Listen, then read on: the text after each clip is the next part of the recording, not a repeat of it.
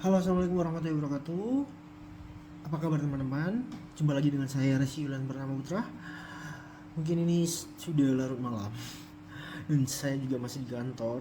Kebetulan saya di sini mendapatkan tugas kuis dari salah satu mata kuliah, yaitu mata kuliah pemrograman berbasis objek atau yang biasa kita sebut PBO atau juga biasa dikenal sebagai OOP.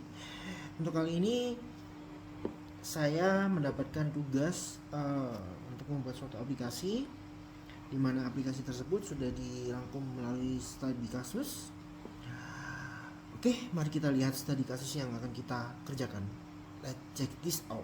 Teman-teman, untuk kali ini kebetulan saya mendapatkan studi kasus di mana saya akan membuat suatu sistem penghitung gaji karyawan, di mana soal tersebut adalah pada sebuah perusahaan, manajemen menghadapi tantangan dalam menghitung gaji karyawan secara akurat. Setiap bulan, gaji karyawan harus dihitung berdasarkan total lembur kerja dan kategori karyawan. Kesalahan dalam perhitungan dapat menyebabkan ketidakpuasan karyawan dan gangguan operasional. Di mana ada beberapa kategori, yang mana ada karyawan, nomor induk pegawai, kemudian ada jenis karyawan, dan ada total lembur kerja. Itu akan menjadi suatu inputan di mana sistem akan bekerja. Kemudian untuk kategori if yang ada pada sistem nantinya, yaitu adalah jika dia adalah karyawan tetap, maka gajinya adalah 6 juta. Sedangkan untuk karyawan kontrak, gajinya adalah 4 juta setengah. Kemudian untuk uang lembur itu dihitung per jam, tidak membedakan karyawan tetap ataupun karyawan kontrak, sebesar Rp300.000. Jadi bagaimana kita akan mengimplementasikannya melalui sistem informasi menggunakan pemrograman berbasis objek dengan menggunakan bahasa Java. Oke, untuk langkah pertama jangan lupa untuk memastikan bahwa SAM kalian atau SAMPP kalian itu harus dimulai atau harus start pada MySQL. Kemudian setelah itu kita akan membuat suatu database pada localhost. Di sini saya akan menggunakan bantuan phpMyAdmin dengan menggunakan database SQL dengan nama gaji karyawan. Kemudian ada tabel karyawan, di mana tabel karyawan memiliki struktur, ada ID karyawan, ada nama, ada NIP, jenis karyawan, total lembur, gaji pokok, dan total gaji. Dimana masing-masing item ini atau indikator ini memiliki jenisnya, yaitu ada integer, varchar, enum. Ini nantinya saya akan menggunakan combo box sehingga dapat dipilih sesuai kriteria combo box. Kemudian ada integer dan desimal. Kenapa saya di sini menggunakan desimal?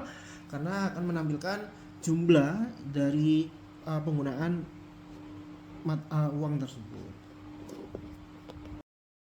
Oke, langsung saja kita masuk pada aplikasi NetBeans ya. Kebetulan di sini saya sudah membuat suatu project dengan nama gaji karyawan app, dengan package name itu bernama gaji karyawan app juga. Nah, untuk pertama kali saya membuat suatu project dengan nama tersebut, dengan package name-nya juga nama tersebut. Setelah itu saya mencoba untuk melakukan koneksi ke database. Untuk koneksi ke database saya di sini menggunakan file bernama koneksi database dengan isi seperti ini. Ya, yang pasti kita mengimport segala kemampuan Java pada NetBeans untuk terhubung pada database SQL kita. Nah, di sini saya menggunakan nama ini sebagai localhost saya, dan ini nama database saya, gaji karyawan. Untuk langkah-langkahnya mungkin sudah dijelaskan pada praktikum 9 dan 10 ya, untuk pengoneksian ke database. Yang pasti di sini untuk library-nya itu perlu ditambahkan dulu lewat properties, libraries, kemudian ditambahkan libraries-nya, pilih MySQL JDBC driver. Kemudian tidak lupa juga yang lain, kalau teman-teman sudah ada file-file untuk report dan lain sebagainya, sekalian aja ditambahkan. Tapi nanti tambahnya melalui Edjar ya, bukan melalui library ya. Oke, setelah itu selesai membuat suatu koneksi database, saya membuat suatu metodenya dengan main. Di sini saya coba untuk melakukan run pada metode mainnya untuk mengetahui apakah database saya sudah terhubung dengan NetBeans atau NetBeans sudah terhubung dengan database saya. Nah, di sini sudah dituliskan bahwa NetBeans atau project saya sudah terhubung dengan database yang telah saya buat melalui php-myadmin. Oke, kemudian setelah saya membuat suatu metode tersebut, di sini saya membuat suatu tampilan atau guide di mana di sini saya menggunakan cara swing dengan melakukan drag and drop. Yang pasti untuk melakukan drag and drop kita masuk ke desain, tinggal kita drag aja kebutuhan-kebutuhan yang kita butuhkan. Karena untuk sesuai dengan soal kita membutuhkan inputan nama karyawan, NIP atau nomor induk pegawai, terus jenis karyawan seperti yang saya omongkan sebelumnya bahwa saya akan menggunakan combo box, sehingga di sini saya menggunakan combo box. Kemudian ada total lembur, dan di sini ada button simpan, edit, hapus data, cetak data, kemudian ada tabel yang nantinya menampilkan data-data atau melalui data-data yang sudah tersimpan seperti itu. Nah, untuk source code-nya sendiri ini ada beberapa yang saya gunakan. Ya, yang pastinya source code-nya banyak ya. Yang pasti untuk penggunaan import Java-nya agar dapat melakukan fungsi-fungsinya sesuai dengan kebutuhan. Kemudian ada saya contohkan satu ya di sini. Di sini untuk button simpan. Nah, button simpan ini memiliki code di mana dia berguna untuk melakukan simpan data.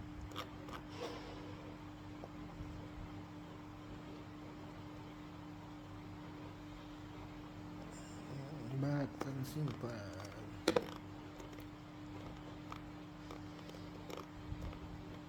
Nah, di sini disesuaikan bahwa ada penyimpanan data melalui button simpan ke dalam tabel database. Kemudian juga ada fungsi dari button hapus, kemudian ada fungsi dari button edit, kemudian juga ada fungsi dari button cetak. Nah, setelah kita membuat code-codenya ini, sebelum kita membuat code untuk button cetak, diusahakan kita sudah menghubungkan iReport dengan dengan project kita untuk menambahkan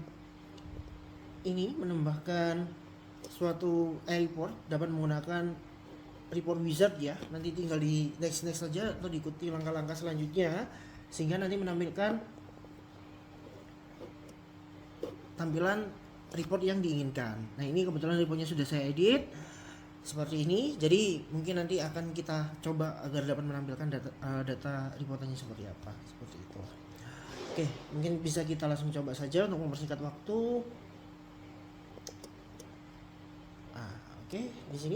Di sini saya menamakan nama apps-nya itu SIGAP, Sistem Informasi Gaji Pegawai.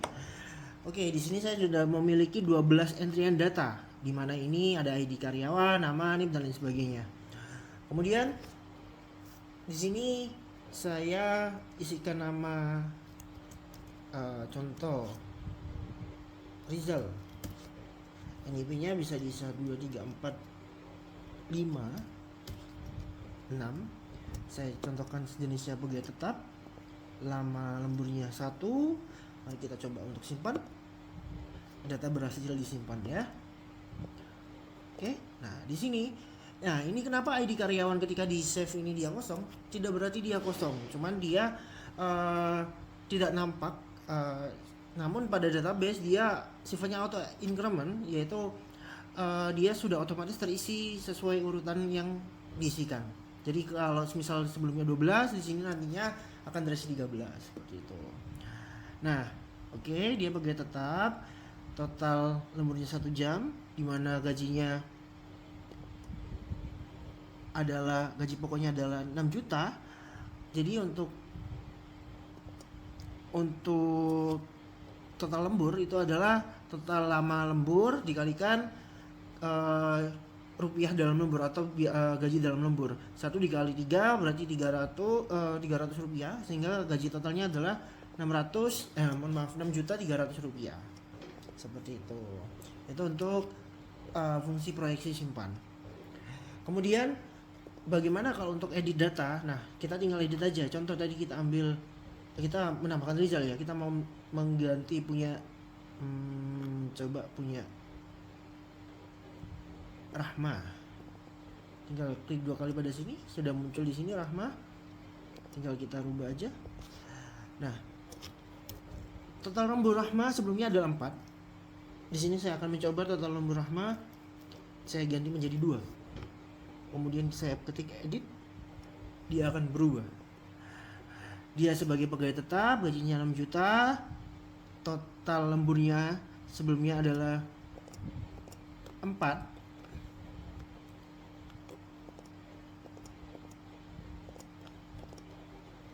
Sebentar.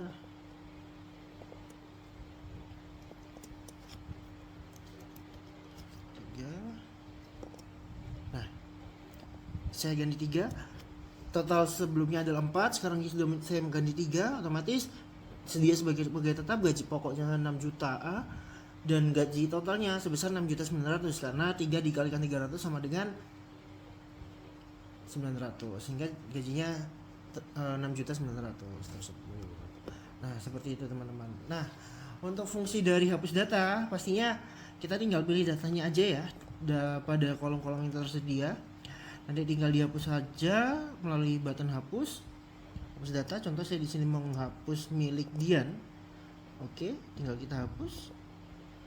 Akan muncul pop seperti ini. Yes, data berhasil dihapus. Data milik Dian sudah terhapus. Seperti itu. Nah, untuk fungsi dari button cetak sendiri kita akan coba di sini. Oke, cetak data. Nah, berikut adalah laporan gaji karyawan yang ada pada database. Nah, tadi kita kan sudah menghapus punya Dian, otomatis punya Dian di sini juga sudah terhapus. Jadi singkatnya seperti itu teman-teman. Karena kita terbatas waktu, mungkin bisa saya jelaskan lebih lanjut pada pertemuan selanjutnya jika ada kesempatan. Selamat beraktivitas dan sampai jumpa. Bye bye.